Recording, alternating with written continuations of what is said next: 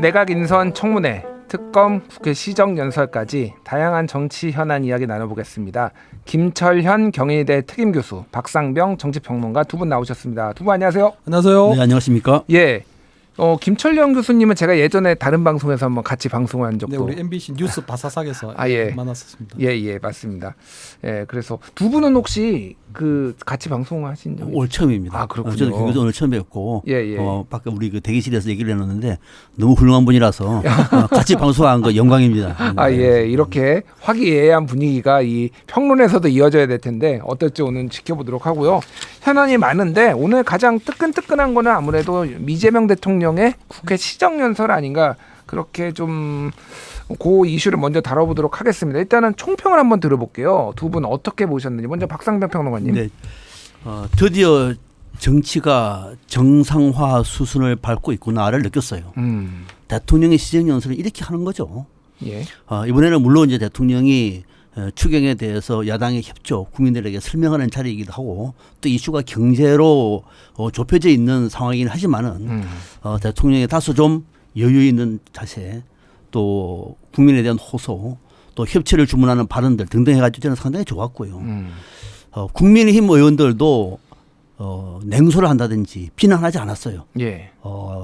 박수도 보냈고, 마지막에 좀 거국적으로 한번 일어서서 그래도 경제는 타이밍이다라고 말할 때, 그런 윤 대통령도 거의 그런 얘기를 했고, 국민의힘도 그런 얘기 많이 하거든요. 예. 그 얘기를 오늘 한 거잖아요. 예. 그럼 박수를 한번 쳐줄 만한데 하지 않더라고.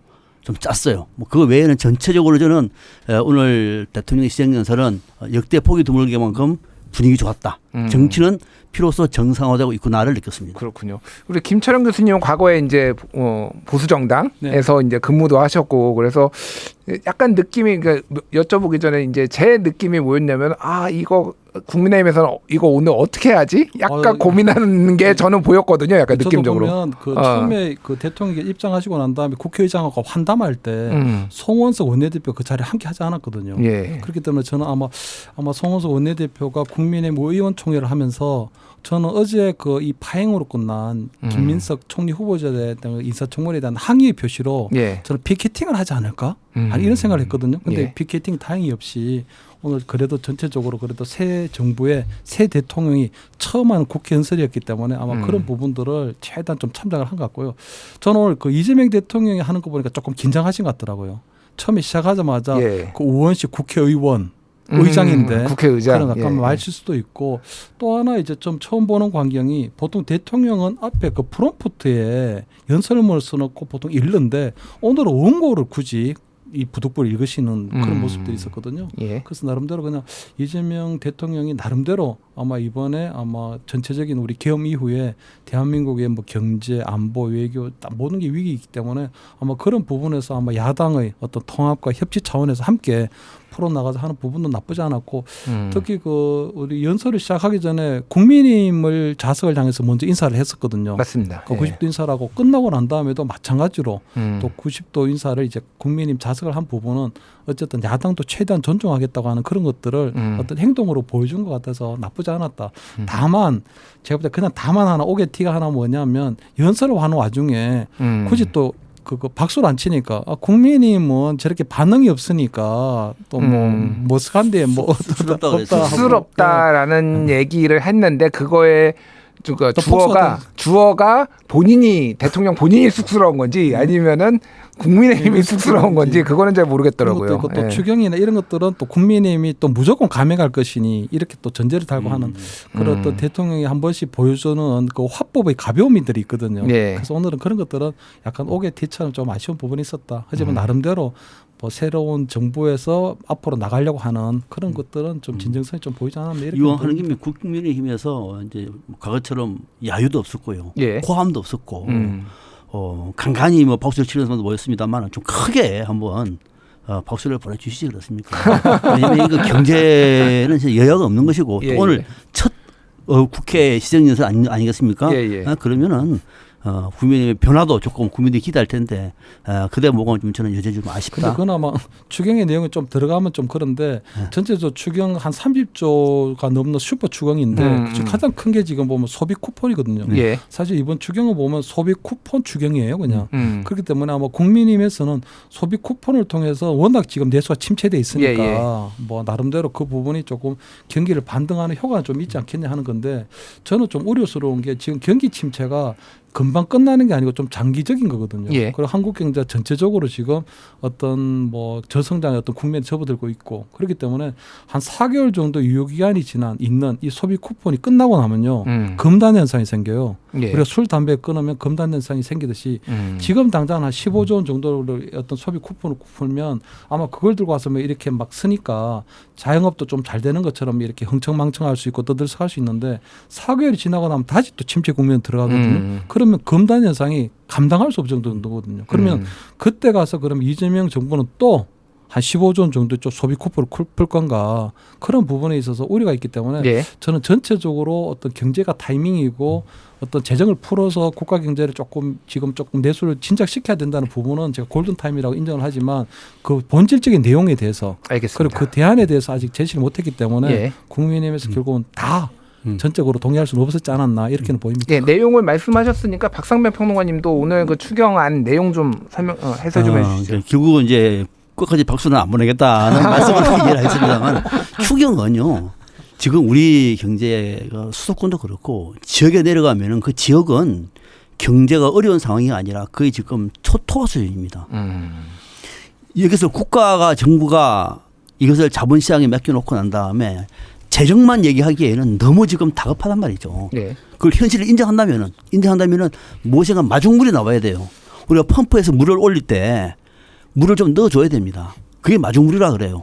지금 마중물이 너무도 절박한 상황이고 저는 그보다 더 많이 해야 됩니다. 그거에 대한 다른 우려도 있어요. 다른 좀 부정적인 발생 효과도 있지만 그거 걱정하기에 지금 너무 상황이 급박하다. 그리고 그 상황은 지금이 적절한 타이밍이다. 그러면 여기에 대해서는 다른 문제를 제기하면 안 돼. 물론 재정이 악화될 것이다. 무슨 뭐 앞으로 3개월 뒤에 어떻게 될 거냐.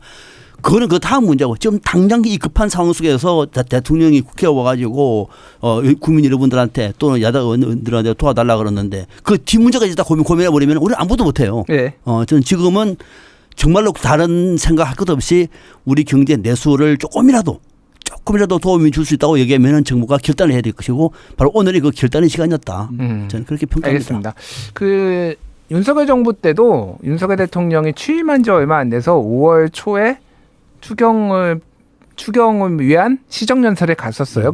그때는 사실은 민주당 야당이었던 민주당도 그렇게 분위기가 나쁘지 않았습니다. 근데 그해 10월에 이제 밖에서 시위하고 그 다음에는 들어오기는 했는데 침묵 시위 뭐 야유 보내고 그러니까 그 다음에는 윤석열 대통령이 시정연설 안 와버리고 그 다음에 계엄 발생한 다음에 시정연설에 박수도 안 치더라 이런 얘기를 또 하고 그래서 아까 전에 말씀하셨던 좀 정상화 뭐가 됐든 어느 쪽에 정권에 잡든 좀 정상화가 되는 과정으로 이번 연설이 좀 되길 바란다 이렇게 하고 인사 얘기 좀 할게요. 일단은 김민석 총리 후보자 이제 청문회는 끝났고 뭐 이제 야당에서는 어제 이제 자료 제출을 안 하면은 우리가 이거 보이콧하겠다 뭐 이렇게 퇴장하고 뭐 이런 좀 소동까지 있었습니다. 일단 요거는 먼저 김철영 교수님이 좀 뭐 얘기해 주시죠. 어제 그 오후에 이제 이틀째 오후에 결국 파행이 됐거든요. 인사청문회가 진행이 되지 않고 그렇게 끝나버렸는데 저는 이번에 보면 뭐 자료의 어떤 불성실한 거 이런 부분들도 있지만 저는 김민석 후보의 어떤 태도에도 문제가 있다고 보이거든요. 태도에. 왜냐하면 김민석 후보자는 어쨌든 국무총리 후보자기도 하지만 면접을 보는 사람이거든요. 근데 면접관들을 향해 공격을 했거든요. 면접관들 우리가 흔히 해서 우리가 직장에 취업하러 갔는데 갑자기 면접관을 향해서 면접관이 이러쿵 저러쿵 해버리면 안 되잖아요. 예. 왜냐하면 면접 대상자는 면접 대상자에 걸맞는 태도와 어떤 이런 것들이 필요하다고 보이는데 어제 같은 경우에도 보면 그 야당에서 질의하는 거에 대해서 이건 조작질이다. 조작이다. 그리고 이건 나쁜 검사가 한 거다. 하는 거다. 이런 형태로 그냥 인사청문위원들을 계속 공격했거든요. 그러다 예. 보니까 아마 과연 그 부분에 있어서 지금 뭐 국민의힘의 어떤 그를 수용하기가 좀 힘들었는 부분이 있고 저는 또 그 김민석 후보자가 보면 벌써 다 된 것처럼 행동했거든요. 지금 이제 청문회를 통과해야 되고 뭐 어떻게 뭐 인준이라는 부분도 본인 소속된 민주당에서 워낙 과반수를 차지하고 있으니 쉽게 통과되겠지만 후보자인 상황에서 어떤 인사청문회에 대비한 어떤 의혹에 대한 해소하려고 하는 것보다는 현장 방문하고 이랬거든요. 예. 그런 부분들이 저는 너무나도 이제 국민힘을 약을 올렸다.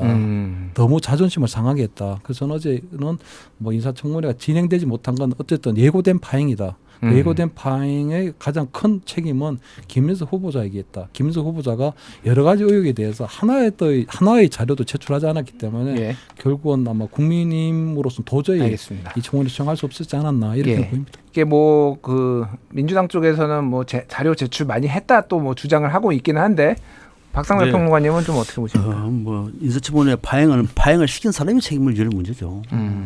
그 총리 후보자가 왜 책임을 집니까? 자료 제출이 되면 되는 대로 안 되면 안 되는 대로 그 청문 과정만 다 밟으면 되는 것이고 저도 내용을 쭉 보니까 자료 제출이 미흡한 것은 사실이고요. 또 예. 우리 역대 총리 청문회 할 때 이 정도면은 자료가 충분합니다. 한 명도 없어요. 아 예.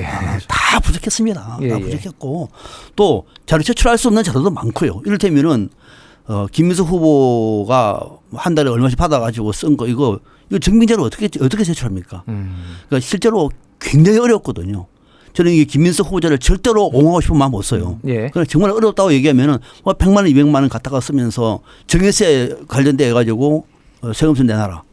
또 전 마누라 와가지고 무슨 뭐 전화라 이 정도가 된다고 하면은 전 배우자 부인. 예. 전 부인 그죠? 예, 마누라라고 하죠. 예. 마누라 우리나라 말입니다. 아, 예, 알겠습니다. 마누라 예, 예, 예. 마누라 속전말 아닙니다. 알겠습니다. 네, 네, 네. 예.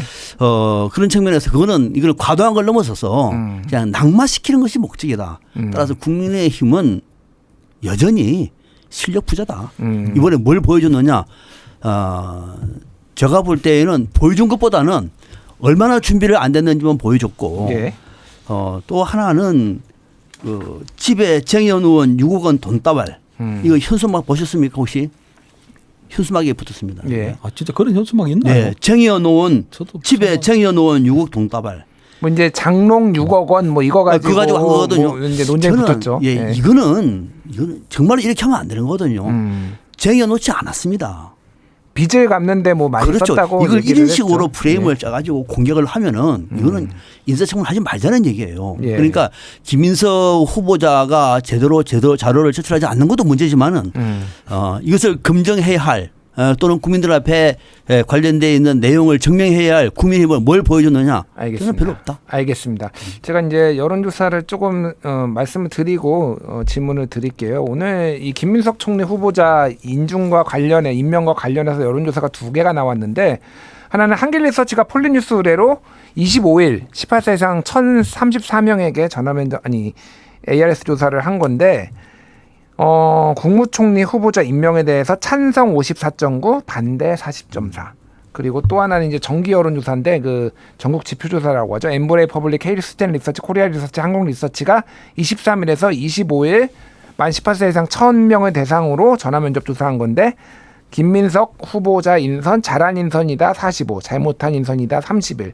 그러니까 두 여론조사 모두 잘했다라고 하는 게 찬성이거나 잘했다고 하는 게 대충 10에서 15 정도 더 높다. 이런 여론이 좀 나온 것 같고 뭐 대통령실에서도 뭐 해명이 충분히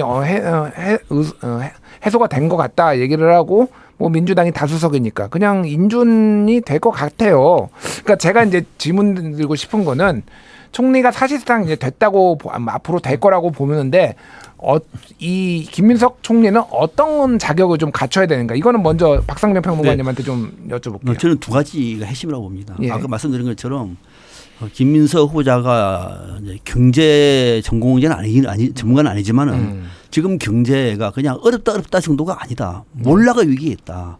이거 누구 탓이라고 말하고 싶지도 않아요. 몰라가 위기에 있다. 특히 지방은. 반대로 서울은 지금 집값 때문에 또 난립니다. 이 위기를 돌파하지 않으면은 저는 정부의 위기가 아니라 저는 정권의 위기일 수 있다. 지금 하나하고 두 번째는 총리가 된 만큼 진짜 협치를 해야 된다. 한번 찾아갈 것, 안 되면 2번 찾아가고 아니면 밤이라도 찾아가서 야당한테 먼저 손을 내밀어야 된다. 왜? 집권당이 힘이 있는 쪽입니다. 예. 힘이 있는 쪽에 힘이 약한 쪽에 손을 내밀어야 협치가 되는 거거든요. 기분 나쁘다. 서운했다.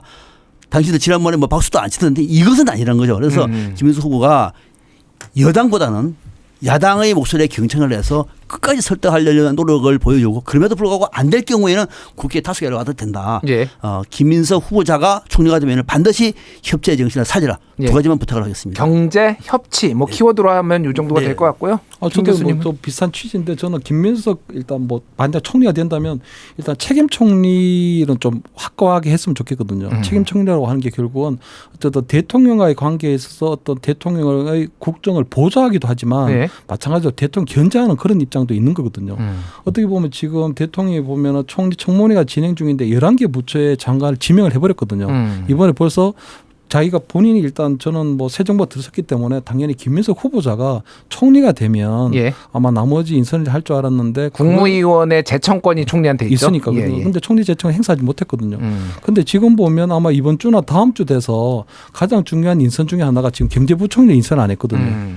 그다음에 우리 신기업 정책 또는 산업 정책을 주관하는 산업부 장관도 안 했고 예. 부동산 지금 가격이 생각보다 지금 동향이 심상찮다고 하는데 벌써 국토부도 안 했고 예. 그다음에 법무부 장관도 안 했거든요. 그래 여러 가지를 안 하고 있기 때문에 가장 핵심적인 부총리나 경제부처가 남아 있기 때문에 아마 거기에 대한 재청을 행사하되 예. 좀 그런 부분에 있어 어떤 책임 총리로서 역할을 제대로 했으면 좋겠다. 두 번째는 방금 얘기하신 것처럼 어쨌든 국민이 107석밖에 안 되거든요. 아마 개혁신당 합쳐도 110석밖에 안 되는 소수 야당이기 때문에 거대 여당을 제압할 수가 없어요. 그런데 중요한 건 지난 대선 때도 마찬가지지만 나름대로 김문수 후보나 야당에 대한 지지율이 그래도 한 50% 정도 나왔거든요. 예. 그렇기 때문에 저는 단순한 의석수만 보지 말고 그 뒤에 대선에서 국민의힘이나 개혁신당을 지지했던 그 반대표들도 조금 생각하는 알겠습니다. 그런 국정을 보자면 어떻겠나 예. 그런 생각입니다. 예, 뭐 두 분의 취지가 좀 비슷하신 것 같고 특히 이제 인사 문제를 언급해 주셨으니까 인사 얘기를 좀 해볼게요.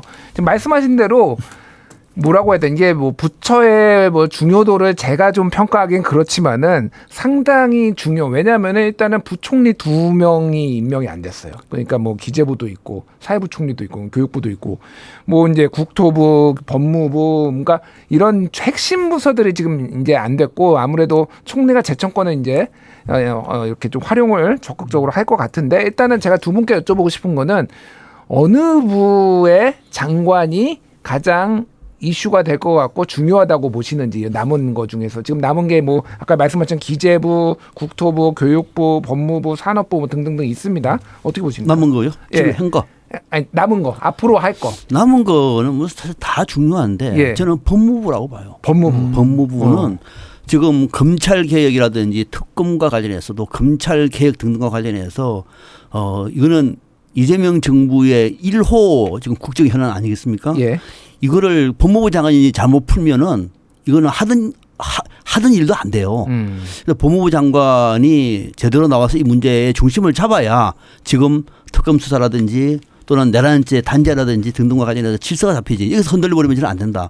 그래서 법무부 장관이 제일 중요하고 같이 앞서 말씀드린 것처럼 경제부총리도 예. 경제부총리가 경제의 기조를 잡아야 지금 통상이라든지 국내 내수 경기라든지 등등과 관련해서도 경제부총리 좀 두 분 정도가 가장 지금 시급하고도 좀 중요한 포인트라고 봅니다. 혹시 뭐 평론가님 그 법무부 장관이나 여기 하마평 없습니다. 모르세요? 모릅니다. 네, 네. 알아도 모른다고 얘기해야 됩니다. 네. 근거 있는 얘기가 아니라서 그렇습니다. 예, 예.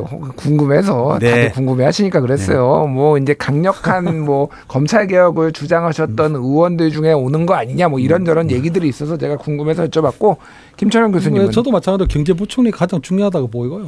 일단은 저는 지금 보면 그 이번 추경도 마찬가지지만 국가재정을 풀겠다는 거거든요. 예. 계속적으로. 국가재정을 풀겠다는 거고 이번에 그 대통령실에 우리 경제보좌팀을 보니까 하준경 교수도 보면 경제수석인데 이분도 마찬가지로 국가재정을 풀어야 된다는 쪽이에요. 예. 그리고 또 재정기획관이라는 자리를 새로 신설했는데 앞으로 국가 예산을 대통령실에서 직접 챙기겠다는 거거든요.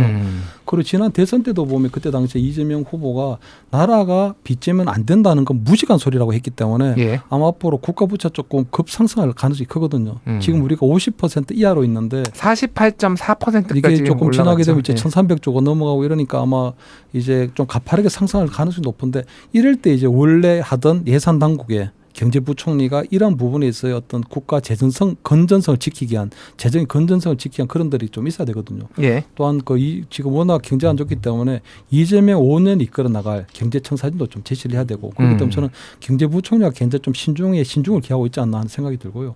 법무부 장관은 저는 까딱 잘못하면 이거 장고 끝에 악수가 될 수 있거든요. 예. 왜냐하면 두 차례 진보 정권에서 해왔던 법무부 장관을 통한 검찰 개혁이 다 실패했어요. 예를 들어 노무현 정부 때 보면 그때 강검실 그때 법무부 장관이 됐는데 그때 판사 출신이었거든요. 네. 그때 아마 기억하실지 모르겠는데 노무현 대통령이 그때 뭐 검사와의 대화를 해가지고 완전히 거의 막판까지 가버렸죠. 끝장 토론 한다고 하다가 이상하게 돼버렸고. 뭐 굉장히 이러자면 막 가자는 거지요. 뭐 막 이런 가자는 굉장히 거죠. 유명한 어록이 나왔죠. 그다음 예. 문재인 정부 때는 보면 조국 전 장관을 했는데 조국 전 장관이 청문회 때부터 시작해서 완전히 이제 엉망이 됐잖아요. 그러다 보니까 아마 저는 이재명 대통령도 어떤 검찰 개혁은 해야 되는데 그래서 법무부 장관의 손에 맡기려니 조국 트라우마가 생각날 가능성이 굉장히 크거든요. 예. 그렇다면 저는 판사 출신은 안 된다. 강검실 그런 케이스 때문에 두 번째 학자 출신도 안 된다. 예. 그럼 결국은 검찰 출신 중에 가장 검찰 속성을 잘하는 사람을 통해서 검찰 개혁을 드라이브를 걸어야 되는데 그 적임자를 찾기가 생각보다는 좀 쉽지가 않을 수 알겠습니다. 있다. 그런 생각이 듭니다. 예. 그 뭐 검찰에 대한 불신도 크고 사실은 또 지지층에서는 검찰 출신이 법무부 장관에 오면은 상당히 반발할 것 같기도 하고 그런 생각이 드는데 검찰 특수통 출신만 아니면 돼요. 특수통만 아니면 된다. 알겠습니다. 뭐 형사도 있고, 네, 그럼요. 공안도 있고 그렇기 때문에 마약도 있고. 예, 요거 여쭤볼게요. 이제 뭐 굉장히 많은 뭐 송미령 장관 유임도 있고, 뭐 김영훈 노동부 장관, 민주노총 위원장 이것도 있는데 오늘 좀 눈에 띄는 게 하나가 있었는데 언론 보도에 이제 단독이라고 나왔던 게 통일부 명칭 변경이 있더라고요. 그래서 이게 뭐 남북 관계부가 되나 뭐 이런 언론 보도 나오는데 오늘은 한반도 평화부로 이름이 바뀔 것 같다. 이런 얘기거든요. 이거는 어떻게 보시는지 먼저 김철환 교수님부터 이건 여쭤볼게요. 저는 뭐 명칭을 변경하는 게 보면 결국은 아마 이재명 이제 정부에서 추진하려고 한 남북 관계에 대한 이야기가 있다고 보이거든요. 예. 그 소리가 있다고 보이는 게 어쨌든 윤석열 정부 때 2023년 이후로 남북 간의 모든 연락 채널이 두절됐거든요. 예. 더 이상 연락할 수 있는 방법이 없어요 이제. 그렇기 때문에 아마 새롭게 이제 남북 화해를 추진하는 와중에 어쨌든 노무현 정부 때 통일부 장관을 지냈던 이종석 원장을 뭐 국정원장이 하고 그다음 정동영 장관 다시 이제 통일부 장관을 했다는 건 결국 북한 고위층하고의 나름대로 어떤 관계를 뚫어보려고 하는 부분이 있다고 보이거든요. 예. 근데 그동안 보면 통일이라는 게 남한 중심이었던 북한을 흡수 통일을 하려고 하는 그런 느낌도 좀 있는 거잖아요. 통일이라고 하는 게. 한 국가인데 나눠져 있으니까 통일하자. 근데 아마 그 북한에서는 보면 어쨌든 적대적 두 국가론도 있었고 또 우리가 유엔에서는 어쨌든 남한, 북한, 노스코리아, 사우스코리아 전혀 별개의 국가이기 때문에 그건 두 국가 체제를 어느 정도 인정을 하면서 그 단계로 나가는 부분이 아마 남북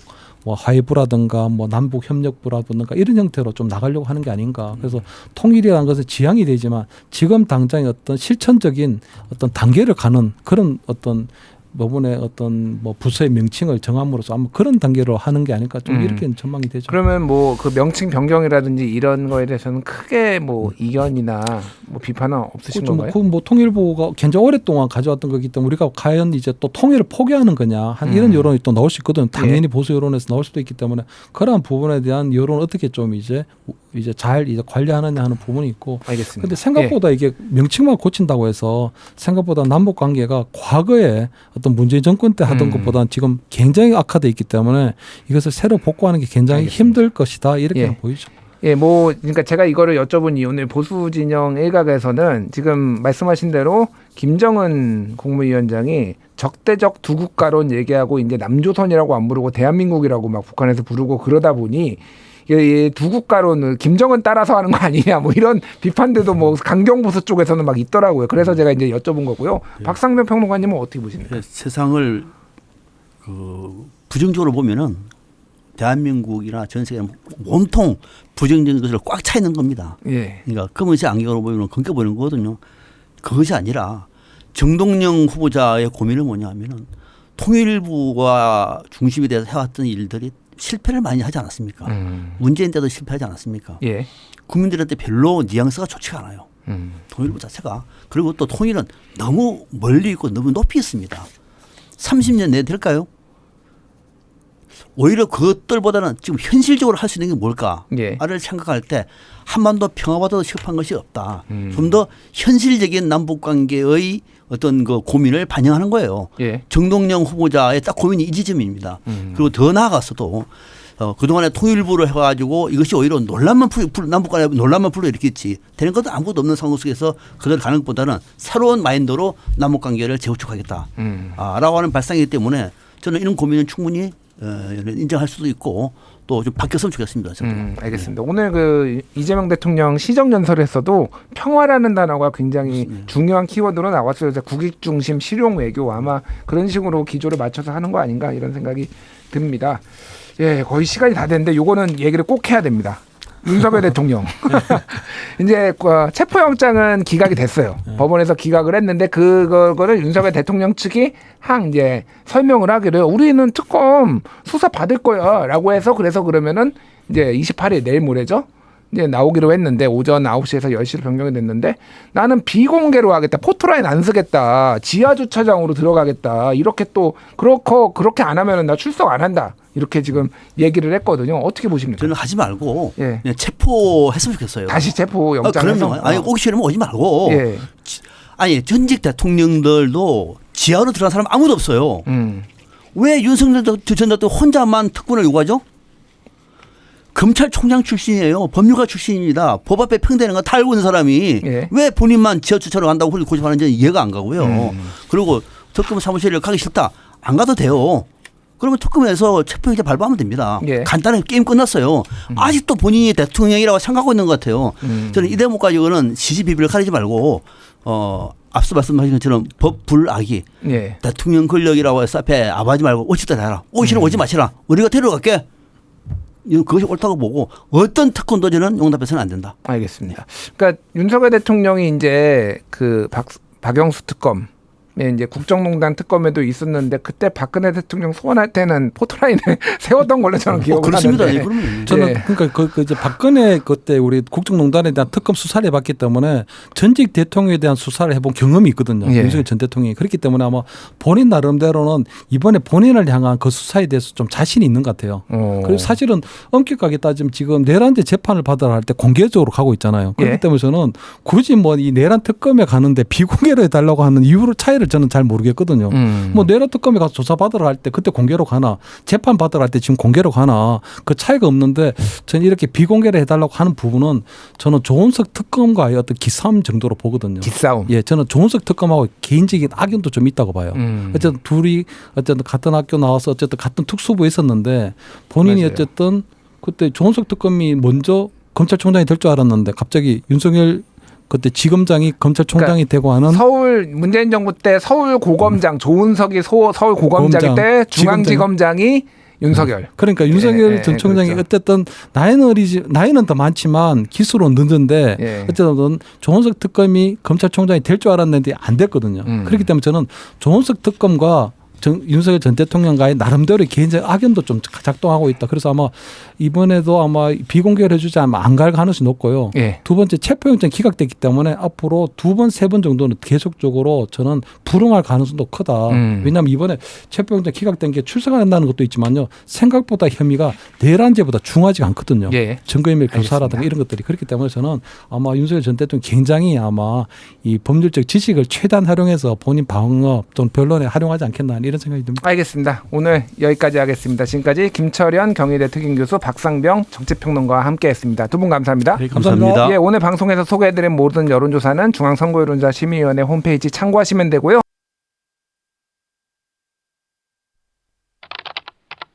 뉴스를 깊이 있게 세상을 현명하게 김준일의 뉴스 공감.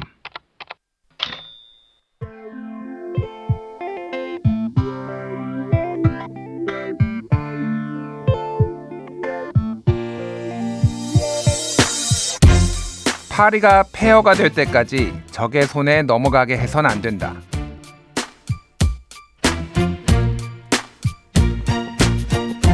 안녕하십니까. CPBC 가톨릭 평화방송이 만드는 오디오 매거진 김준일의 뉴스 공감 에디터 김준일입니다. 오늘은 제2차 세계대전 당시 파리를 공격한 히틀러의 명령의 말로 시작해봤습니다.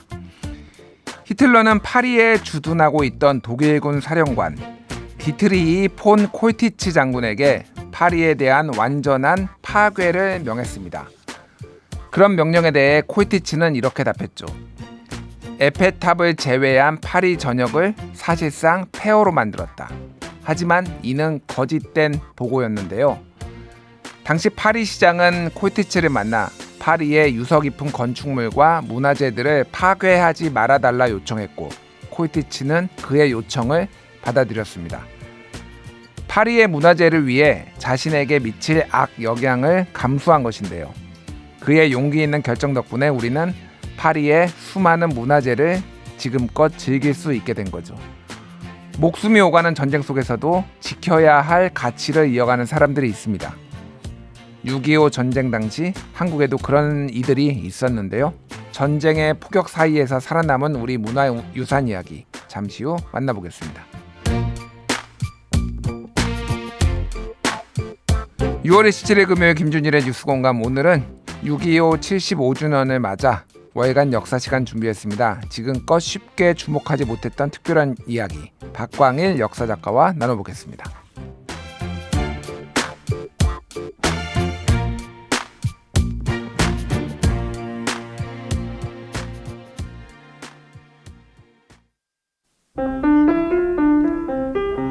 사려 깊고 예리한 시사 매거진 CPBC FM 김준일의 뉴스공감을 구독해주세요. 박광일 역사작가와 한 달에 한 번 잊으면 안 될 역사를 돌아보는 시간입니다. 월간 역사 돌아왔습니다. 작가님 안녕하세요. 안녕하세요. 박광일입니다. 예, 지난 수요일이 6.25 이제 한국전쟁 발발 75주년이었네요. 이게 그러니까 뭐 보통 뭐라고 해야 될까요? 4분의 3세기? 뭐 이렇게 해야 되나요? 보통 뭐 사반세기라는 표현을 좀 쓰기는 하는데 네. 4분의 3세기가 지났는데 뭐 작가님 입장에서는 좀 이 6월이 또 호국 보훈의 달이기도 하고 좀 어떻게 보셨는지 궁금합니다. 네, 그 75년이라는 시간이 어느덧 이렇게 다가왔구나라는 생각이 들고요. 거의 1000년 가까이 한 민족 하나의 영역으로 살았던 사람들이 이렇게 이제 75년이라는 시간 동안 헤어져 있었는데 이 모습이 얼마나 더 지속될지 또 어떤 방식으로 변화할지에 대해서 예전에는 좀 기대를 했다면 이제는 조금은 안타깝고 조금은 어두운 전망들이 좀 많이 나올 것 같고요. 최근에 뭐 일시적이긴 하지만 북한에서 뭐 남조선이라는 표현보다는 대한민국이라는 국호를 쓰면서 완전히 분리하고자 하는 뜻을 표현하기도 했었던 부분들이 있었죠. 소위 말하는 이제 적대적 두 국가론. 그렇습니다. 이제 그런 어떤 표현들을 썼던 상황에서 결국은 역사의 주요 공간이었던 북한 지역이 점점 멀어지고 있구나라는 생각을 합니다. 예전엔 적대적 감정이 이제 통일의 걸림돌이 된다라고 생각을 했는데 요즘은 젊은 세대를 기준으로 아예 관심이 없는 부분들이 있습니다. 그렇기 때문에 향후에 이런 부분들을 구체적으로 뭐 통일이라고 하는 어떤 특별한 어떤 사건이 아니라고 하더라도 어떤 방식으로 그 중간중간에 프로세스를 두고 끌고 나가야 될지, 그래서 둘 관계를 어떤 방식으로 좀 설정을 해야 될지 이런 부분들이 좀 고민스럽기는 합니다. 저는 이제 75주년 이거를 보면서 어떤 생각이 들었냐면은 보통 이제 요즘 이제 우리나라 사람의 평균 수명이 한 82세 뭐 전후 정도 되거든요. 그러니까 거의 이제 이 평균 수명에 가까워졌거든요. 이게 무슨 얘기냐면은 한국 전쟁을 경험하신 분들이 이제 대한민국에 점점점 매우 극소수가 지금 되어가고 있구나. 네. 이 생각이 들어요. 그러면은 작가님이 말씀하신 대로 우리가 이제 막 기억하는 게 있잖아요. 1980년대 초에는 이제 KBS에서 했었던 이산가족 찾기. 맞습니다. 그런 것도 있었고, 그리고 네. 남북 간에 이제 이산가족들도 상봉 네. 뭐 이런 것도 있었는데 이런 것들이 이제 더 이상 이제 우리나라 국민들한테는 더 이상 큰 의미가 없어지는 시기가 지금 왔고, 그러니까 전 세대가 거의 이제 좀 이렇게 퇴장하는, 역사의 무대에서 퇴장하는 그런 시대가 오는 것 같아요. 지금. 그렇죠. 그러니까 그 동질감이라고 하는 게 지금 말씀하셨던 것처럼 예전에는 어르신들이 내 고향이 뭐 평안도 어디야, 함경도 어디야라고 하셨는데 이제는 뭐 가친께서 아니면 돌아가신 할아버지께서 북한이었을지언정 그 살고 있는 사람이 북한하고의 관계, 뭐 지리적으로 또 같지 않는다라고 한다라고 하면은 조금 더 동질감보다는 이질감이 커질 가능성이 많고요. 그런 면에서 한국 전쟁이라고 하는 것들에 대한 비극, 그다음에 어떤 사건을 논하는 것 자체가 굉장히 멀게 느껴지지 않을까라는 생각이 듭니다. 구체적으로 조금 보면은 1980년대 이제 저희가 중고등학교를 다녔었는데 예. 그때 그 경술국치가 1910년에 있었습니다. 예. 그게 70년 전 그러네요. 일이었던 거죠. 그러니까 예. 먼 역사 속에 있었던 것이고 나와는 직접적인 관련이 없는 어떤 하나의 사건에 불과하다라고 느꼈었는데 저는 요즘의 젊은 분들이 그렇게 느낄 수 있겠다라는 생각을 하면 이제 이 부분을 이제 어떻게 봐야 될지. 다만 경술국치는 1945년에 일정 부분 해소가 되었다고 한다 그러면 예. 6.25 전쟁 같은 경우는 아직까지도 진행 중이라는 점. 그러니까 종전이 아니라 휴전이기도 하고 북한이라고 하는 명확한 실체가 있는 존재가 있기 때문에 이제 이 부분에 대한 감정은 조금은 다르겠으나 그 사건 자체로의 거리감은 저희가 예전에 80년대 어떤 일제강점기를 맞이했다는 소식, 역사 사건을 들었던 것과 비슷하지 않을까라는 생각을 합니다. 예, 뭐 통일연구원에서 이제 주기적으로 1, 2년에 한 번씩 이제 통일 인식 조사 같은 거를 해서 발표가 되는데 20대 뭐 젊은 세대 20대 30대 같은 경우에는 4명 중에 1명만 통일해야 된다. 뭐 이런 얘기들이 있을 정도로 사실은 북한이 얘기하기 전에 이미 우리부터 이제 이 국가론이 심리적으로 조금 커지고 있는 거 아닌가 그런 생각도 드는데. 그렇죠. 예. 네. 그리고 이제 저는 아무래도 역사 자료를 이렇게 보다 보면은 뭐 평양 얘기라든지 뭐 개성 얘기라든지 뭐 함흥이라든지 이런 얘기가 굉장히 많이 문화유산과 관련해서 나오기도 하는데 네. 예전에는 막연하게 쉽게 갈 수 있을 것 같아라는 느낌을 가졌다면은 가봐야 되는데라는 조금 더 뭔가 좀 부담감을 느끼고 있고요. 네. 이제 그런 장소를 잘 모르는 상황에서 예를 들어 평양과 개성의 구체적인 장소를 모르는 상황에서 우리가 서울과 아니면 경주처럼 그 시대의 어떤 분위기를 상상할 수 있을까? 그럼 굉장히 멀어지는 느낌이 예. 들게 되고요. 그런 것들이 또 역사에 있어서 또 하나의 난관으로 다가오지 않나라는 생각이 듭니다. 그렇군요. 자, 오늘 이제 본격적으로 얘기를 해볼 텐데 오늘은 한국 전쟁 얘기도 좀 하겠지만은 주로 이제 문화재 얘기를 좀 해봐야 될 것 같아요. 그래서 이 얘기는 아마 다른 데서는 거의 다뤄진 적이 없는 얘기 아닐까 그런 생각이 들어요. 네, 아무래도 이제 문화유산 부분보다는 뭐 인명 피해라든지 아니면은 이제 그때 있었던 여러 가지 뭐 구체적인 전투 상황 뭐 이런 것들에 대한 얘기는 많이 있었으나 조금은 멀리 떨어져 있었던 문화유산의 어떤 움직임 그다음에 그것에 대한 파괴 그걸 지키려고 했던 사람들에 대한 이야기는 조금은 덜 알려진 것 같고요. 예. 그런 면에서 볼 때 전쟁은 여러 가지를 파괴하지만 그 중에 하나가 바로 이제 문화유산도 파괴를 한다는 점 이런 것들도 다시 새삼 생각할 수 있지 않을까라는 느낌이 들기도 합니다. 예, 사실 좀 뭐 한국 전쟁뿐만이 아니라 거슬러 올라가면은 한반도의 전쟁이 끊이지가 않아서 네. 중요했던 문화재들 상당수가 다 막 다 전쟁 때마다 임진왜란 때도 있었고 뭐 그 이전 거슬러 올라가서 뭐 몽고 침입 때도 있었고 뭐 다 웬만하면 불탔잖아요, 그러니까. 그렇습니다. 그래서 문화유산 관련해서 뭐 좀 우스갯소리로 좀 간단하게 얘기를 하는 경우가 있는데 임진왜란 전의 것이면 예. 이전의 것이면은 국보고 예. 그다음에 임진왜란 이후의 것이면은 보물이다. 뭐 이런 얘기를 할 정도로 예. 임진왜란 전의 것이 희귀하거든요. 그러니까 그런 것들을 다시 내려서 본다면 이제 1950년 3년 동안 있었던 한국 전쟁도 생각을 해보면은 3년이라는 시간이 있었지만 처음 1년 사이에 그 전선이 처음에 낙동강까지 내려갔다가 다음에 함경도까지 해상까지 올라갔다가 또 예. 다시 1,4,5태로 한반도 중부 지역이 또 밀려나갔던 그러니까 오고 감이 굉장히 많았던 전투였었던 부분들이 있습니다. 전쟁이었던. 그러니까 거기에서 생각해 보면은 별다른 보호 조치를 하지 못했던 문화유산이 굉장히 큰 피해를 입었을 것인데 거기에 대한 관심은 비교적 덜한 편이었고요. 특히 이 부분은 이제 불교계에서 목소리를 내기 전까지는 다른 사람들은 그다지 큰 관심을 갖지 않는 부분이기도 했었습니다. 그렇군요. 해방 이후 한국 전쟁 전에도 우리 문화재가 큰 위험에 빠질 뻔한 적이 있다라고 하는데 이게 어떤 얘기인가요? 위험에 빠진다기보다는 위험에 빠질 가능성을 조선 총독부에서 이제 고민을 했던 부분들이 있습니다. 예. 1944년, 45년이 되면은 일본 전국이 이제 우리가 알고 있는 공습을 받으면서 주요 도시들이 불에 타거든요. 예. 그러니까 이런 어떤 연합군의 공습이 만약에 한반도에 있다면은 그러면 서울이 집중적으로 공격 대상이 될 텐데 총독부 건물 바로 옆에 총독부 박물관이 있었습니다. 예. 이게 이제 당시로서는 국립박물관 역할을 했는데요. 그럼 여기가 폭격을 받으면 이 총독부가 관리하는 문화유산이 파괴가 될 거다. 이런 문제 제기를 했던 거였고요. 그렇다면 연합군이 경주나 부여 같은 곳은 그 폭격을 안 할 것 같거든요. 예. 그러니까 그쪽으로 주요 유물들 한 1000점을 옮겨 넣자라는 이동이 있어서 1945년 이전에 그러니까 45년부터 8월 그 사이에 이동을 한번 한 적이 있습니다.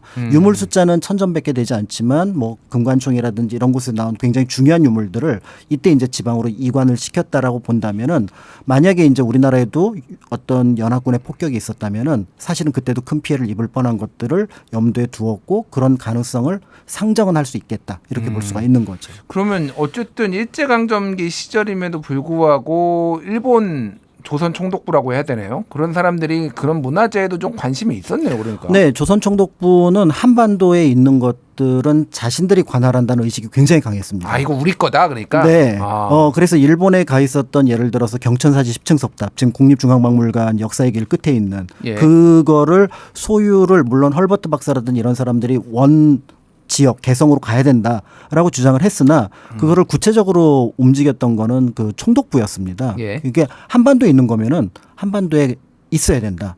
이렇게 했고 그 관할 하에서 총독부 박물관과 각 지역의 분관들을 뒀는데요. 뭐 경주, 부여, 공주, 개성, 그다음에 평양 이런 곳들에 지금으로 치면 지방박물관, 국립박물관처럼 분관을 둔 상태로 관리를 하고 있었던 거죠. 그렇군요.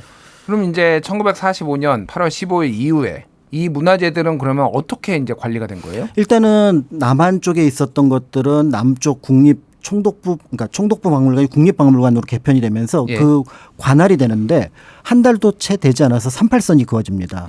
그러니까 평양에 있었던 부립박물관은 북한 쪽에서 관할을 하게 되고요. 예. 4개 그러니까 이제 경주 그다음에 공주 부여 개성은 개성이 딱 38선 바로 남쪽에 있었거든요. 그렇죠. 그러니까 예. 거기 4개는 이제 서울 쪽에서 관할을 하는 과정 속에서 동산문화유산이 굉장히 많은 부분이 남한 쪽으로 좀 치우치는 상황이 만들어졌다고 볼 수가 있는데요. 예. 문제는 우리가 1950년 6월 25일 날 전쟁이 일어났다고 하지만 실제로 48년, 49년부터 포격전이 시작이 됩니다. 거의 그래서 뭐 역사 공부하시는 분들은 뭐 이거 내전 상황이었다. 사실 그렇죠. 6.25를 기점으로 보면 안 된다. 이렇게 주장하시는 분들도 맞습니다. 있더라고요. 그러니까 예. 남북의 각각의 그 정부가 수립되면서 8월, 9월에 각각 정부가 48년에 수립되면서 그 이후부터는 중소규모의 포격이 있었는데 그 개성부립박물관 뒤에 계속 폭탄이 떨어지는 거예요. 예. 그러니까 여기에 대해서 이제 50년쯤이 되니까 이게 상황이 점점 심각해지니까 당시 이제 개성박물관에 있었던 관계자분들이 이거 위험한데 여기 있다가 폭탄 맞을 것 같은데 이런 고민을 했던 거예요. 그래서 중앙에 보고도 못하고 당시 문교부였는데 예. 문교부에 보고도 하지 않고 이거를 서울역으로 옮겨버립니다. 그러니까 나중에 이제 이거를 문교부에서 알고 당시 이제 백낙준 문교부 장관이었는데 이걸 왜 이렇게 했냐 심할서를 써라라고 했지만 당시 이제 국립중앙박물관장이었던 김재원 박사가 보기에는 이건 적절한 조치였다라고 해서 이제 부하 직원들을 감쌌기도 했었는데 이게 이제 결정적으로 중요했던 부분이 6.25가 터지고 새벽 4시에 보통 우리가 남침했다라고 얘기를 하잖아요. 예. 근데 5시에 개성이 점령돼요.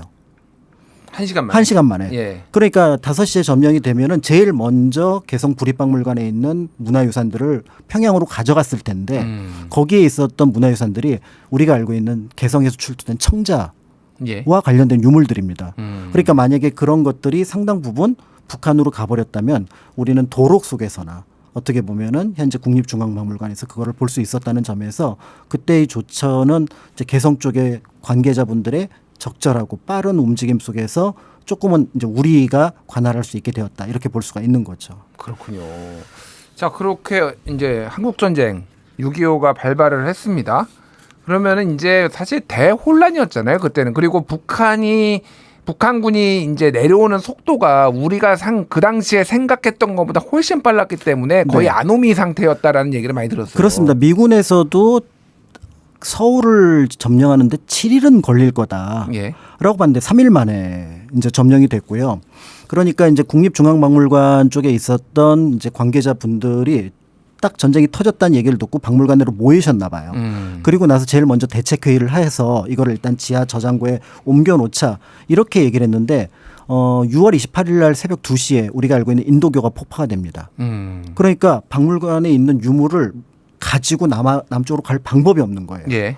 그러니까 이 상황에서 모든 작업, 그러니까 이제 박물관에 있었던 유물들을 피난시키는 작업은 멈추게 되는데 이때 이제 북한에서 김용태라는 인물이 박물관으로 오게 됩니다. 김용태요? 네. 지금 김용태 비대위원장하고 아무 상관이 없는 맞습니다. 동명이인인 거네요. 이 사람은 이제 조선물질문화유물조사보존위원회의 위원장 자격으로 왔는데 이게 여러 명의 물질문화 네, 보존위원회. 보존위원회. 네, 그러니까 이제 유물로 유형문화재죠, 그러니까 유형문화재. 그렇죠. 유형문화유산을 우리가 접수를 한다라고 해서 일군의 군인과 트럭을 가지고 막 총독부 박물관, 구 총독부 박물관, 국립박물관에 도착을 한 겁니다. 그리고 이제 박물관 관계자들한테 포장을 해라. 그러니까 안전하게 포장을 해라.라고 얘기를 했던 거죠. 그 얘기는 뭐냐면 여기에 있는 유물들 다 싸가지고 평양으로 간다라는 거였으니까. 당시 이제 남북이 이미 한 4, 5년 정도 갈라져 있었고 정부 수립 이후에도 한 2년 정도 적대적이었기 때문에 이쪽에 있었던 박물관 관계자들은 큰 어떻게 보면은 충격에 빠졌을 거라고 볼 수가 있는데요. 이제 이런 가운데 그분들이 생각하는 거는 어떻게든지 시간을 벌자였던 것 같습니다. 예. 그래서 포장을 했다가 이거 좀 미비하다 다시 포장해야 된다. 포장을 했다가 다시 이렇게 싸기를 반복을 했고요. 그리고 나서 나중에 이제 처음에는 이제 박물관 쪽에다가 옮겨 놓기로 했는데 여기 위험하다. 미군이 여기 알면 폭격할 거 아니냐. 그러니까 저쪽에 그 종묘 쪽이 안전하니까 그쪽에 방공호를 파고 거기에다가 옮겨 놓자. 이런 방식으로 시간을 계속 끌었습니다. 예. 이때 이제 김용태는 일군의 사람을 어디로 보냈냐면은 간송 전영필 선생의 집으로도 보냈어요. 간송박물관에 있는 유물도 같이 접수하겠다. 예. 라는 것을 했는데 거기에서도 비슷한 작업들을 하게 됐고요. 이 과정을 이제 어떻게 보면은 북쪽에서 온 사람이라고 하더라도 이게 자기네 거잖아요. 남의 게 아니거든요. 적성국의 문화유산이 아니거든요. 예. 그러니까 그거는 그럼 잘 포장하고 잘 보존하는 데 대해서는 공감을 해서 이 연기 작전이 먹혀 들어갔던 거죠. 아, 그렇군요. 그러다가 이제 우리가 알고 있는 9월 15일 예. 인천 상륙 작전으로 전세가 급격하게 돌아가면서 김용태가 가지고 왔던 그 트럭조차도 징발이 됩니다. 9월 24일에. 전쟁에. 네. 예. 그러니까 군인들 실어 나르고 무기 실어 나르는 걸로 써야 되니까 이걸로 문화유산을 실어 나를 방법이 없게 되니까 예. 김용태는 9월 24일 날 빠지게 되고 사실은 이제 9월 25일부터 서울 일대 폭격이 계속됐다라고 알려져 있습니다. 유엔군의 폭격이. 예. 이제 그 과정에서 경복궁의 주요 전각들이 이제 그 불에 타게 되는데요. 우리가 알고 있는 사정전이라든지 그다음에 그 앞에 만춘전, 천추전 이때 불에 타거든요. 근데 거기가 국립박물관에서 쓰던 전시장이었습니다. 아. 그러니까 이제 거기 유물은 소개를 시켜 놨으나 어쨌든 여기를 이제 못 쓰게 된 상황이었고 한 3, 4일을 이제 굉장히 어떻게 보면은 좀 조바심을 내고 기다리는 상황 속에서 9월 28일 이제 정부가 수립돼서 우리가 그 태극기 올리는 장면 예, 예. 있잖아요. 바로 그 옆에 박물관이었거든요. 아. 그러니까 이제 다시 이제 박물관 직원들이 모여서 이제 뭐 피해 상태나 이런 것들을 조사하는 그런 과정을 거쳤다라고 볼 수가 있는 거죠. 그러면은 이때 이제 조선총독부 예전에 YS 김영삼 정부 때 헐었던 그 조선총독부 중앙청 건물. 예, 중앙청 건물. 네. 그 근처였나요, 박물관이? 바로 옆에. 아. 그러니까 이제 지금의 동쪽에 조금은 빈 공간들처럼 돼 있는 곳이 예. 거기에 보면은 박물관이 있었고 지금 그 박물관 관련된 관리 사무소는 아직도 옛 건물이 남아 있습니다. 아. 경복궁 안에. 그렇군요. 네. 참 어떻게 보면은 이때 문화재 그 담당했던 직원들이 잘 태만했네요. 예, 잘 참아냈습니다. 예. 그런데 이제 문제는 이게 전쟁이 끝난 게 아니라 이제 국군이 38선 올라갔잖아요. 예. 그런데 이제 11월부터 불길한 얘기가 들려오기 시작하는 거예요. 예, 예. 뭐 중공군이 참전했다더라. 또 유엔군이 좀 남쪽으로 밀린다더라. 이러니까 이 문화유산을 담당하던 그 직원들로 볼 때는 또 박물관의 관계자들로 볼 때는 안심할 수 없다라고 해서 이제 정부 쪽에 교섭을 합니다. 이 문화유산 지금 안전한 곳이 지금 임시수도가 부산에 있으니까 예. 그쪽으로 옮겨야 된다라고 얘기를 했는데 열차편이 안 나오는 거예요. 아. 그런데 이제 미국 대사관 문정관이었던 유진 크네즈라고 하는 장교가 예. 그러면 안 되지. 제가 알아보겠습니다. 해가지고 열차편하고 수송편을 다 수소문을 합니다. 그렇게 해서 유엔군의 도움으로 이제 서울에 있었던 소개시켰던 그 유물들을 이제 부산으로 옮길 수 있게 되었고요. 그렇게 해서 처음에 이제 그 국립박물관 소장품 83상자, 그다음에 덕수궁 미술관 소장품 155상자를 포함해서 3번 더, 그러니까 총 4번에 걸쳐서 430상자 19,000점을 부산으로 소개를 시켰습니다. 와, 이게 보통 일이 아니었겠네요. 그러니까. 보통 일이 아닙니다. 예. 그러니까 이제 유진 크네즈라는 인물 자체가 굉장히 독특한 인물인데요. 인류학 전공을 했고요. 아, 그러니까 미국 사람인 건가요? 미국 사람입니다. 아. 미국 그 장교였고 그다음에 한국에서 이제 어떻게 보면 공보관으로 활동을 하면서 이 어떻게 보면 이제 뭐 홍보 영화 이런 것들도 작업을 했었거든요. 예. 그 과정에서 한국 여배우랑 혼인도 합니다. 결혼도 합니다. 한국 사람이랑 결혼했다고요? 예, 최지혜라고 하는 배우분하고. 그리고 나중에 한국에 와서 한국의 촌락이라는 걸로 인류학 박사를 받기도 했던 인물이었는데 당시에 이 유진 크네즈의 도움이 굉장히 큰 역할을 했고요. 나중에 부산에 도착해서도 이제 그거를 보관할 건물이 없었을 때 그거를 미리 이제 어떻게 보면 사전에 교섭을 해서 그 건물 제공까지 했던 인물이 바로 유진 크네즈라고 하는 인물이라는 점에서 이 인물에 대한 이름은 기억을 해주시면 좋을 것 같고 예.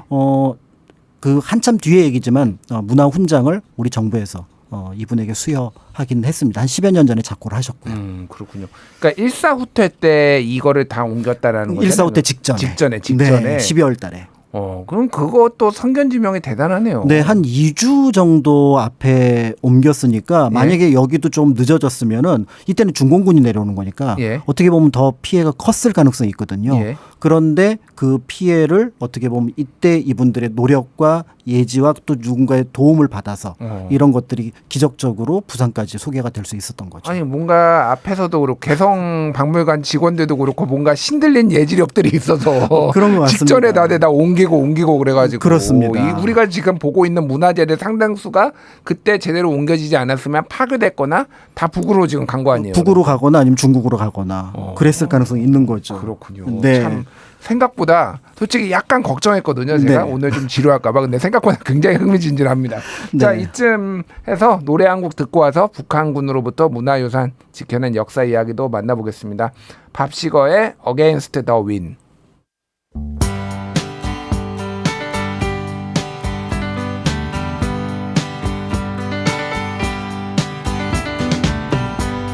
Seems like yesterday, but it was long ago. Jane, it was lovely, she was the queen of my night. There in the darkness with the radio playing low end, and the secrets that we shared, the mountains that we moved, caught like a wildfire out of control, till there was nothing left to burn and nothing left to prove. And I remember what she said to me, how she swore that it never would end. I remember how she held me oh so tight. Wish I didn't know now what I didn't know then. Against the wind, we were running against the wind. We were young and strong, we were running against the wind.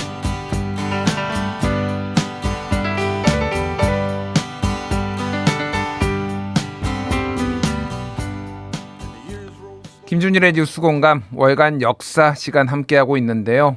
이번 시간에는 6.25 전쟁 당시에 우리 문화재를 어떻게 지켰는지 그 얘기 흥미진진하게 듣고 있습니다. 박광희 작가 함께하고 있고요. 자, 어쨌든 부산으로 다 옮겼어요. 일사후퇴 전에. 네. 이 유물들이 그러면은 거기 계속 있었던 건가요? 네, 그래서 이제 거기까지로 보면은 굉장히 다행스럽다 이렇게 볼 수가 있을 것 같은데요. 이제 전쟁이 끝나고 나서 수도는 다시 서울로 복구가 됩니다. 그렇지만 서울 상황이 좋지 않았기 때문에 부산에 그대로 이제 어떻게 보면 옮겨놨던 문화유산들은 보관을 하고 있었습니다. 그런데 1954년 12월 26일 날 크리스마스 다음 날 굉장히 큰 화재가 이 일대에 덮치게 되는데요. 부산 문화재. 부산에서 예, 네. 예, 예. 부산 동광동에 있었던 이 국립부산국악원 창고에 보관을 하고 있었는데 여기에 불이 난 거예요. 특히 여기가 어떤 곳이냐면은 한 4,000점에 이르는 궁중 유물을 전시하고 있었는데 그 4,000점 가운데 3,300점이 완전히 소실됩니다. 다 탔어요? 다 불에 탑니다. 거기서 이제 가장 어떻게 보면 안타까운 것 중에 하나가 바로 뭐냐면 조선시대 임금님들의 어진, 우리 예. 초상화라고 하는 것이 48점이 있었는데요. 예. 이 48점 가운데 우리가 구해낸 어진이 영조의 어진과 철종의 어진밖에 없습니다. 어진이 다 타버렸어요? 네, 그래서 우리가 조선시대 왕의 얼굴을 예. 태조 이성계의 어진은 경기전에 있던 것이기 때문에 별도로 보관이 되어 있었고요. 고종 순종의 어진은 사실은 어진이 있다고 하더라도 또 사진도 있기 때문에 크게 어떻게 보면 그 중요도가 높진 않습니다. 그런데 그 외에 조선의 왕들의 우리가 얼굴을 모르는 이유는 이때 불에 타면서 그 어진을 통해서 알 수 있는 임금님의 얼굴을 알 수가 없게 된 거죠. 아니, 그럼 세종대왕 얼굴 뭐 이런 거 다 그러면 상상도인가요? 네, 이거는 이제 국가에서 하는 그 표준 영정이라고 해서 예. 세종대왕의 얼굴을 여러 방식으로 그려내게 되면은 국민들이 혼란스러울 수 있으니까 앞으로 세종대왕의 얼굴은 이렇게 한다라는 그림. 예를 들어 정조임금님의 얼굴은 이렇게 한다. 아마 그리고 그 두 분 외에는 또 다른 분의 그 어진을 보신 적은 없을 거예요. 왜냐하면 예. 표준 영정을 제작을 안 했기 때문에. 그렇군요. 그러니까 임진왜란 이전에 이미 사실은 조선 전기의 임금님들의 어진은 거의 없어진 편이었지만 예. 그래도 조선 후기 어진들은 다 남아 있었거든요. 예. 근데 이때 이제 이게 불에 타면서 우리가 그 시대 왕의 얼굴들을 알 수 없다는 점은 여러 면에서 안타까운 부분이긴 하죠. 진짜 안타깝네요. 네. 자, 그러면 진짜 부산에 계속 그런 식으로 둬서는 안 되겠다라는 여론이 좀 많이 생겼을 것 같아요. 네. 그래서 이제 결국은 많은 문화유산들을 다시 이제 서울로 옮겨 놓았는데요. 전쟁이 끝나고 조사한 바에 따르면은 한국 전쟁 당시에 소실된 문화유산이 한 7,100여 점 된다라고 합니다. 그렇게 많은 어떤 노력을 거쳤음에도 불구하고 예. 그리고 이제 지켜낸 문화유산 만약에 그대로 두었으면 파괴되었을 것들을 한 18,800점 정도로 보고 있으니까 그래도 꽤 많은 문화유산을 전쟁의 참혹함 속에서 구해냈다. 이렇게 이제 볼 수가 있을 것 같고요. 그런 것들을 우리가 이제 국립중앙박물관이라든지 뭐 경주박물관이라든지 부여박물관에서 볼 수 있다라고 생각을 한다면 그 문화유산이 그저 우리가 뭐 조선시대 고려시대 만들어져서 누군가가 보호하다가 여기까지 온 것이 아니라 한번 전쟁 때문에 피란까지 갔다 온 예. 문화유산이라고 생각을 하면은 조금은 다른 느낌으로 그들을 볼 수 있지 않을까, 그것들을 볼 수 있지 않을까 이런 생각이 드는데요. 그런데 이렇게 이제 누군가가 보호하려고 나섰던 것들이 있고 담당자가 있었기 때문에 이런 것들이 가능했지만 6.25 전쟁 때 사실은 가장 큰 피해를 봤던 곳은 또 따로 있습니다. 어딘가요? 바로 사찰입니다. 사찰이요? 네. 이제 박물관은 박물관 관장을 포함한 관계자들이 있고 이거를 지켜야 되는 사명감이 있는 분들이었습니다. 예. 근데 이제 사찰 같은 경우는 국가에서 그때 어떻게 보면은 별도의 지원을 하지 않았기 때문에 스님들 스스로 지켜야 되는데 여기에 이제 또 하나의 문제가 있는 게 바로 뭐냐면 전쟁이 이제 어떻게 보면은 그 국면이 굉장히 넓어지는 과정 속에서 여기에 인민군이 피신을 하기도 하고 또 나중에는 이제 무장공비라고 남부군이라고 하는 예. 빨치산이 여기에 들어가기도 합니다. 그러니까 북한이 불에 태운 것과는 별개로 또 전쟁 중에 불에 탄 것과는 별개로 국군이나 유엔군이 작전 때문에 부득이하게 절을 태우는 경우가 종종 나타납니다. 그러니까 대표적인 게 이제 그 진관사라든지 예. 그다음에 진관사는 은평구에 있는 진관사 이번에 그 태극기와 관련된 곳인데 예. 딱 그때 그 칠성각 하나만 불에 안 타고 나머지 정각들이 다 불에 탔어요. 그 칠성각 불에 안 탄 정각에서 우리가 알고 있는 백초월 선생님의 그 일장기 위에 그렸던 태극기가 발견된 겁니다. 만약에 그 건물도 6.25 때 불에 탔으면은 예. 우리는 그 태극기를 볼 수는 없었을 거고요. 그렇군요. 그리고 이제 그 널리 알려진 것으로는 이제 고성의 건봉사, 양양의 낙산사, 속초 신흥사, 평창 월정사, 그 다음에 춘천의 청평사가 이때 작전으로 불에 탔습니다. 그렇군요.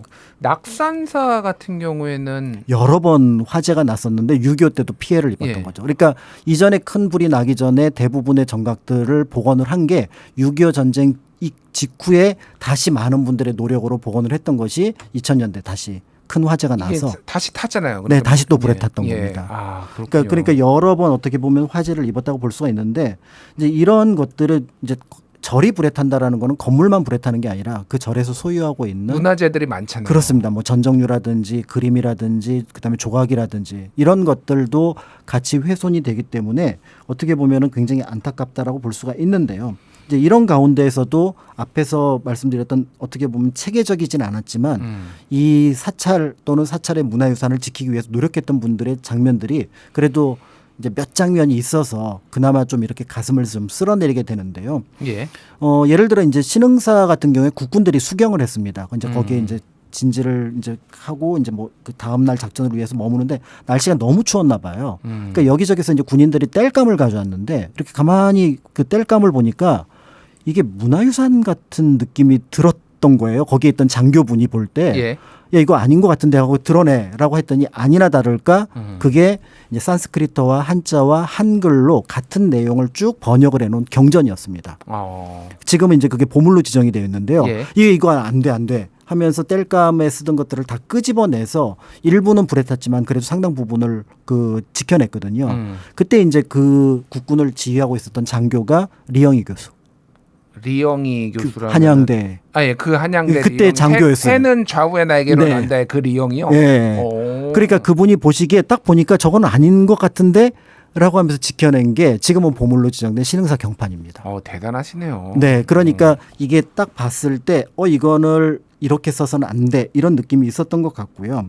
이제 이런 과정 속에서 사실은 이제 절들 역시도 스스로의 사찰을 지키기 위해서 스님들이 굉장히 노력을 많이 했는데요. 이제 널리 알려진 것처럼 예전에 국어교과서에도 나왔었는데 상원사를 지키기 위해서 하남 스님이 이제 나 죽을 때까지는 못 나간다라고 예. 하니까 거기 있던 군인들이 그런 문짝을 태워서 이제 어떻게 보면 절이 탄 것처럼 했다. 이렇게 알려진 이야기가 전해지고 있는데 요 이야기에 조금 더 깊이 들어가 보면은 당시에 절이 산속에 있는데 군인이나 무장공비가 머물 수 있는 숙소 역할을 합니다. 그러니까 국군이나 유엔군이 볼 때는 소탕 작전을 벌이는 과정에서 절을 아예 불태우면 되겠다. 이 생각을 했던 거죠. 예. 그러니까 그때 이제 스님들이 무슨 생각을 하냐면은 그러면 여기에 사람이 살 수 없게 하면 되지 않느냐. 그러니까 구들장을 깨버립니다. 예. 그리고 문을 다 태워버리는 거예요. 그러면은 찬바람이 들어가고 예. 구들장에 불을 펼 수가 없으면은 이게 숙소로서의 기능을 거의 못 하는 거죠. 그러니까 다 태우느니 그렇게 일부 훼손해가지고 전체를 좀 많이 보존하겠다 이런 거네요. 그렇죠. 그러니까 이제 이런 과정을 거치면서 이제 문짝만 태운다라는 얘기가 나왔던 거고요. 이때 이제 이거를 상원사는 그런 과정으로 지켜냈지만 월정사는 지켜내지 못했거든요. 그래서 예. 지금도 월정사 가면은 정각들은 다 새로 지은 느낌이 들고요. 월정사라면 오대산의 오대산 월정사, 평창 월정사, 그다음에 그 위에 7km 올라가면 상원사가 있거든요. 예. 그런데 이제 상원사에 가면은 그 중요했던 예를 들어 그 신라시대 범종, 상원사 동종이라든지 우리나라 최초의 한글로 된 문서, 손으로 쓴 문서가 상원사 중창 권선문이라는 것이 있거든요. 예. 이런 것들 다 불에 탔을 것을 이제 그 하남 스님 덕분에 막아내기도 했다. 이렇게 볼 수가 있는 거고요. 이런 일들이 예를 들어 뭐 백양사에서도 펼쳐지면서 스님들의 어떤 기지, 노력 또 때에 따라서는 뭐 국군들하고 유엔군하고 실랑이를 하면서 절들을 지켜냈다. 이렇게 이제 볼 수가 있는 거죠. 그렇군요. 해임사 같은 경우에도 해임사면 합천의 해임사인가요? 그렇습니다. 그러니까 그 팔만대장경이 팔만대장경이 있는데 여기도 네. 불탈 뻔했다면서요? 네, 여기 같은 경우도 이제 그 50년 9월 달인가 51년 9월 달에 예. 여기 한 900명 정도의 북한군이 해인사로 들어갔다는 첩보가 들어옵니다. 그래서 이제 그 첩보를 확인했더니 대략 사실과 맞아 떨어진 것으로 보여지고요. 그때 이제 그 해인사는 워낙 산속에 있으니까 이제 이거를 불에 태울 방법을 폭격을 해서 불에 태울 생각을 했던 것 같습니다.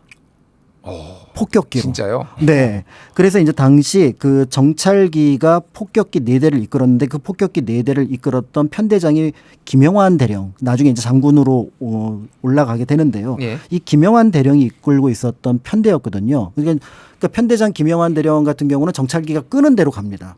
그래서 어느 장소에 도착해 여기서 어떤 지점을 폭발해라라는 그 지시를 받으면 그래서 이제 폭탄을 떨어뜨린 거거든요. 예. 그래서 비행기를 끌고 딱 올라갔는데 가만히 나중에 정찰기가 여기를 폭격하시오라고 하는 게 해인사였던 거예요.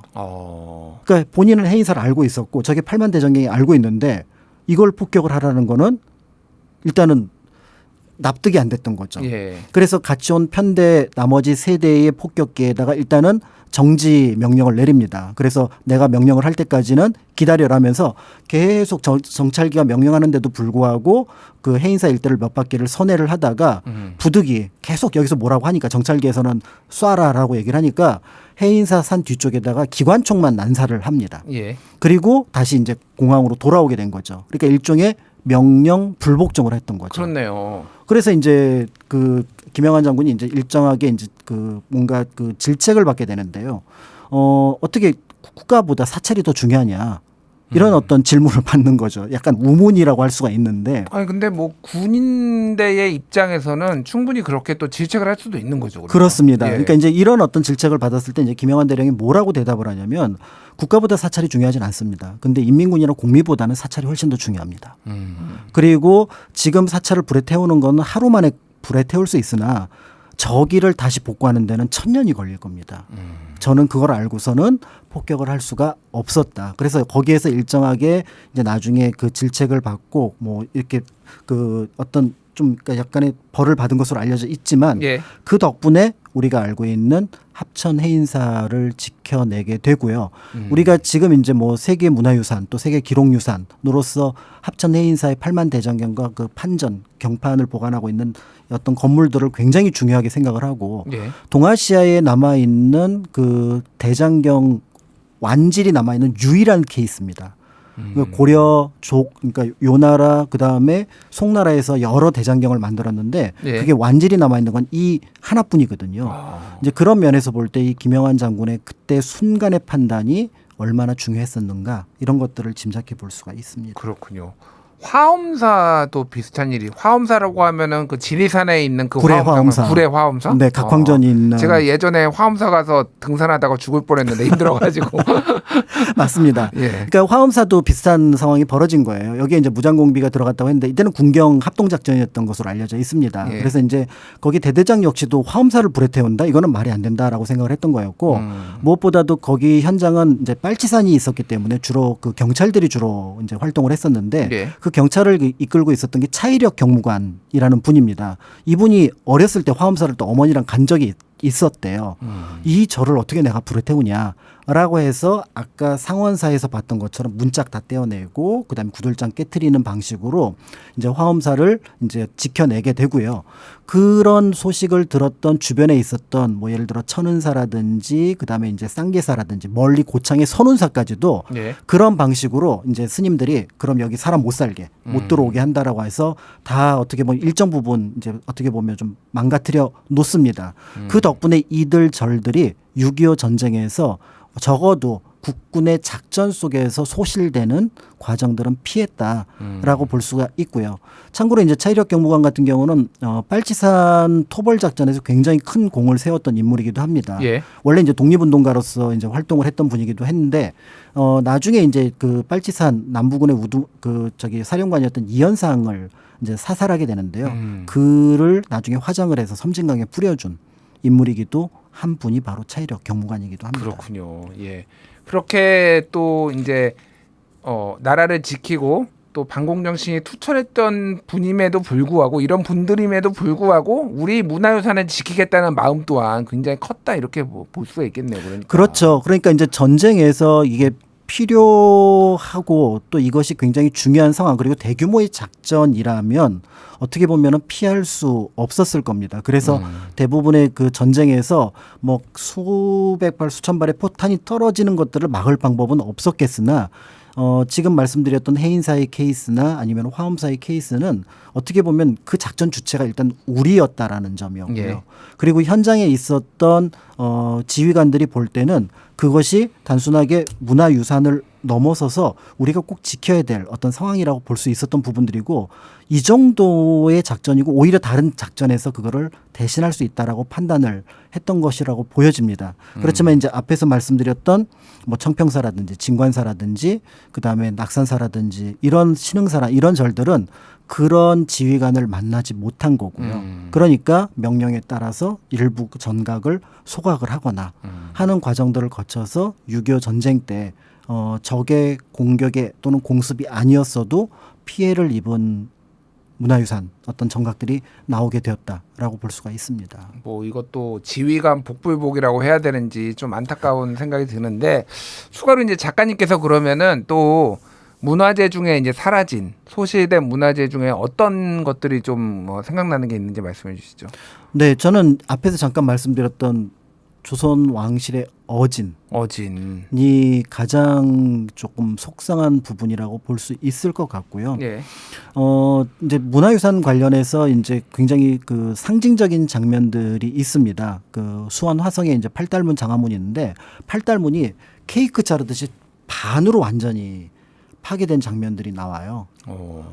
그거는 이제 그때 이제 폭격에 의해서 그렇게 이제 파괴가 된 부분들이 있었는데 지금 있는 문화유산들은 이제 많은 분들이 그거를 노력을 하고 또 이제 화성성의 의궤라고 하는 어떤 당시 자료가 있었기 때문에 복구가 가능한 부분들이 있었습니다. 예. 근데 전쟁이라고 하는 것이 어떤 의미에서 보면은 이제 문화유산도 피할 수 없었던 부분들이 있는데 그 부분을 우리는 이제 또 75년이라는 시간이 지나는 과정 속에서 굉장히 이제 숲이 복원되듯이 문화유산도 일정 부분 사람들의 노력으로 복원이 됐거든요. 근데 그거를 자연스럽게 생각하는 경향들이 있습니다. 근데 그거는 사실은 의도적인 노력과 어떻게 보면은 그거를 복구하고자 하는 의지가 많은 분들의 노력이 있었다라고 볼 수 있을 것 같고요. 예. 그러고 본다면은 이제 6.25 전쟁의 상흔은 한편으로는 뭐 어떤 의미에서 보면은 사람들 마음에도 남아 있겠으나 문화유산에도 남아 있을 것 같고요.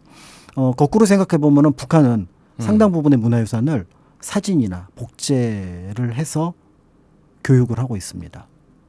아, 그러니까 이제 북한의 입장에서 보면은 조선 시대나 그 이전의 것들을 다 자기 역사니까 네. 이거를 보여줘야 되는데 그렇죠. 없는 거죠. 우리가 그렇습니다. 남한이 더 많이 가지고 있는 그렇죠. 거죠. 그러니까. 네. 아. 이제 그런 부분들도 있고 그리고 이제 북한의 공군력이라는 것이 초반에 일정 부분 이미 이제 무너졌기 때문에 예. 사실은 전쟁 과정에서 폭격은 주로 북한 쪽에 이루어집니다. 엄청나게 그때 이제 유엔군 미군이 그렇습니다. 엄청나게 폭격을 해서 거의 모든 전기 시설, 공장 시설이 거의 복구 불가능할 정도로 다 파괴가 됐잖아요. 그렇습니다. 북한 쪽은. 예, 그래서 예. 이제 그런 면에서 볼 때 이제 평양이 어떻게 보면 완전하게 새롭게 계획 도시를 꾸릴 수 있게 만들어 놓은 계기는 한편으로는 완전한 파괴 때문에 가능했는데요. 그렇기 때문에 북한 평양 지역을 갔을 때 그 제가 봤던 것 중에서 보통문이라는 거 외에는 거의 그 6.25 이전의 문화유산이 거의 없었거든요. 아, 그렇군요. 그러니까 이제 우리가 남쪽의 문화유산에서 관심을 갖는다면은 예. 한편으로는 한민족 전체의 문화유산이라고 본다 그러면 휴전선 이북에 있는 문화유산이 어떤 것들이 어떤 방식으로 남아 있는지 이런 것들도 6.25와 관련해서 생각을 조금은 해보게 되는 것 같습니다. 그렇군요. 저도 이제 북한을 2번을 간 적이 있어요. 예전에 기자 생활을 할 때 한 번은 이제 금강산 관광 차원에서 한 번은 간 적이 있고 한 번은 예전에 노무현 정부 때 그때 그 묘양산 관광을 개발해 볼까? 그래가지고 문화관광부에서 그때 간 적이 있었을 때 제가 따라갔었습니다. 그래서 그때 평양 이제 주체사상탑도 보고 묘양산에 가가지고 그 유명한 그게 국제 친성 관람관이라는 게 네네네. 거기에 이제 김일성이 받은 선물들 맞습니다. 뭐 박정희로부터 받은 거 뭐 네. 이런 것들 막 다 전시해 놓고 그랬거든요. 저도 가봤습니다. 예. 그런데 생각해 보니까 옛날 게 없네요, 별로. 네, 그러니까 예. 그 평양 시내도 옛날 것이 거의 없고 개선문도 최근에 만든 거고요. 그러니까 어떻게 보면은 이제 북한 지역을 바라볼 때 우리가 남쪽에서 있었던 어떤 뭐를 정치 이런 것들만 생각하는데 문화유산도 굉장히 중요하고 그런 면에서 지금은 이제 종료가 됐습니다만 만월 때 있었던 공동 발굴 그다음에 조사 이제 예. 개성에 있었던 고려 궁터인데요.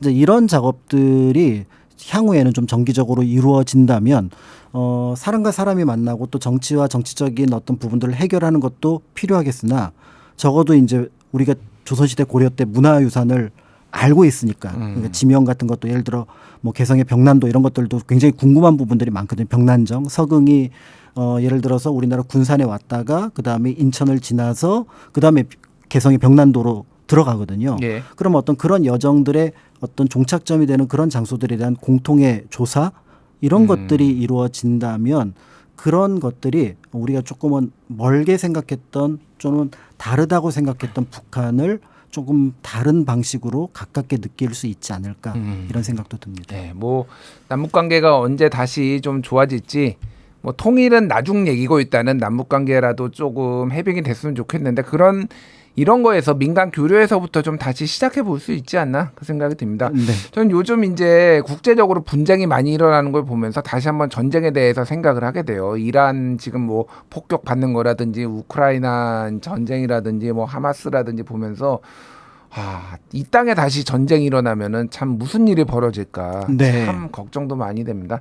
뭐 마지막으로 6.25 전쟁에 맞아서 작가님께서 한 말씀 해주시고 저희 정리하는 걸로 끝내도록 하겠습니다. 네, 6.25 전쟁 제가 이제 많은 분들한테 들었던 얘기인데요. 가장 나쁜 평화가 가장 좋은 전쟁보다 낫다라는 말을 들은 적이 있습니다. 그러니까 어떤 것도 전쟁을 통해서 해결하려고 했던 것들은 결코 용서받지 못할 거라고 생각을 하고요. 예. 그런 면에서 한반도에서 일어났던 전쟁은 6.25 하나로 끝을 내고 이후에는 어떤 방식으로 서로 의견이 충돌하는 한이 있어도 말로서 해결하는 것들이 필요하지 않을까. 그래야 말로서 싸운다고 문화유산이 망가지진 않거든요. 그렇죠. 네. 그러니까 그런 것들을 생각을 하고 어떻게 보면은 남북 관계를 좀 고민을 해가야 되지 않을까라는 생각을 해봅니다. 예. 우리 이제 통일부 장관 정동영 장관 내정자가 이제 있는데 우리 통일부도 이름을 바꿀 수도 있다 뭐 이런 언론 보도가 나오더라고요. 예. 그러니까 이제 그러니까 한국의 역사는 좀 독특함을 가지고 있는데요.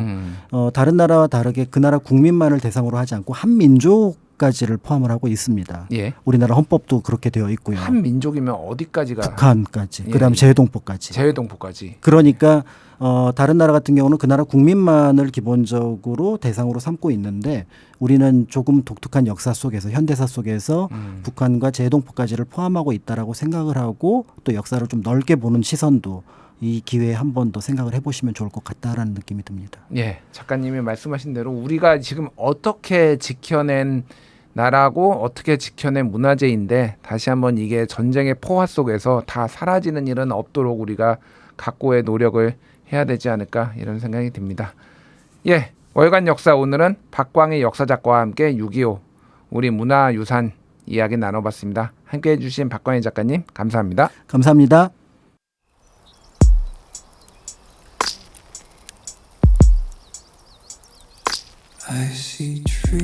순국 선열께 감사드립니다. 남한은 북한보다 GDP 56배, 국민소득 40배, 무역 규모 460배, 인구 2.4배의 부강한 나라를 건설했다. 가장 가난한 나라, 고아의 나라, 원조로 살아가던 나라에서 이젠 원조를 주는 나라로 탈바꿈하였고 세계가 부러워하는 경제 대국으로 우뚝 섰다. 6월 27일 오늘은 박명호 계명대학교 석좌교수가 대구신문에 쓴 나라의 부강은 국민의 애국심에 달려있다 칼럼 중 일부분을 소개했습니다.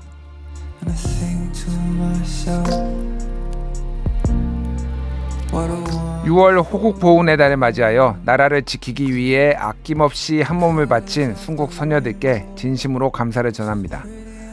나라를 되찾고 또 그 나라를 지키기 위한 선조들의 희생이 없었다면 우리는 지금의 평안함을 누리지 못할 겁니다. 우리 후손들도 민주주의 대한민국을 지키기 위해 노력하겠습니다. 오늘의 칼럼이었습니다.